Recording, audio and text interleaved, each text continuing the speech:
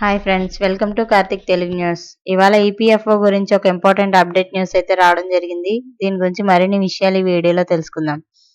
దయచేసి ఈ వీడియోని ఎక్కడ స్కిప్ చేయకుండా చివరి వరకు చూడండి ఫ్రెండ్స్. అలాగే మా ఛానల్ సబ్స్క్రైబ్ చేసుకుని మాకైతే ఒక సపోర్ట్ అయితే ఇవ్వండి. వివరాల్లోకి వెళ్ళినట్లయితే ఉద్యోగులందరికీ కేంద్ర ప్రభుత్వం శుభవార్త ఇచ్చింది. ముఖ్యంగా ప్రైవేట్ ఉద్యోగులకు ఇది ఎంతో ఉపయోగపడుతుంది. కొన్నిసార్లు ఎమర్జెన్సీ సమయంలో డబ్బు అవసరం అయినప్పుడు మార్కెట్లో ఎక్కడా కూడా అప్పు లభించదు. అలాంటి సమయంలో మీ జీతం నుంచి జమ అవుతున్న ఈపీఎఫ్ డబ్బులు ఉపసంహరించుకోవాల్సిన అవసరం ఏర్పడుతుంది.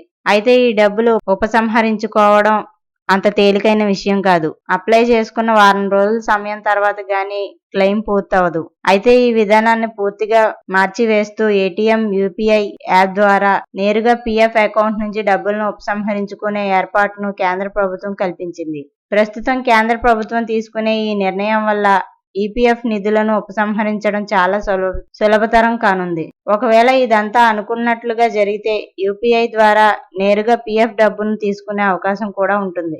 యూపీఐ, ఏటీఎం ద్వారా పీఎఫ్ డబ్బుల ఉపసంహరణలో ముఖ్య విషయాలు ఇవే. ఉద్యోగులు ఈపీఎఫ్ఓలో దాచుకున్న డబ్బులను యూపీఐ ద్వారా నేరుగా బ్యాంక్ ఖాతాలోకి గానీ డిజిటల్ వాలెట్లలో గానీ బదిలీ చేసుకునే అవకాశం ఉంటుంది. గతంలో ఈపీఎఫ్ఓ డబ్బుల కోసం కనీసం వారం రోజుల పాటు క్లెయిమ్ ప్రాసెస్ జరిగేది. అయితే ఇప్పుడు ఈ యూపీఐ ద్వారా లేదా ఏటీఎం ద్వారా నిమిషాల్లోనే మీరు ఈపీఎఫ్ఓ నుంచి డబ్బులు తీసుకోవచ్చు. సాధారణంగా క్లెయిమ్లు రిజెక్షన్ అవుతుంటాయి. ఈ పద్ధతి నుంచి పూర్తిగా పారదర్శకత వైపు నడిపే విధంగా యూపీఐ ద్వారా కొన్ని గంటల్లో, నిమిషాల్లో డబ్బులు ఉపసంహరించుకునే అవకాశం లభిస్తుంది.